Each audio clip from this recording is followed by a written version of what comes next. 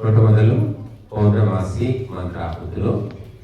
ఓం పూర్ణాపశ్చాదుత పూర్ణా పురస్తాదున్మధ్యత పౌర్ణమాసీ జిగాయ తస్యాం దేవీ సంవసంతో మహిత్వా నాకస్య పృష్ఠే సమిషామదేమ స్వాహా. ఇదం పౌర్ణమాస్యై నమః. ఓం వృషభం వాజినం వయం పౌర్ణమాసం యజామహే తనో దదాత్మక్షితామ్రయిమనుపదస్వతీం స్వాహా.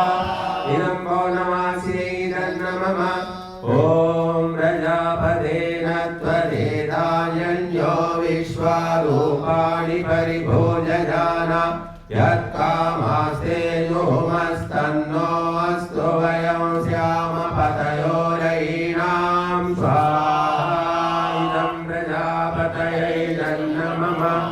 ఓం పౌర్ణమాసీ ప్రథమ యజ్ఞాసీదహ్నాం రాత్రీణామతిశర్వరేషు ये त्वां यज्ञैर्यज्ञिये अर्घयन्त्यमीते नागे सुकृता प्रविष्टाः स्वाहा.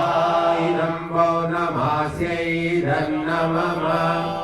ఇప్పుడు కేవలం నెయ్యి ఆహుతులు 3 వేయండి, నెయ్యి మాత్రమే.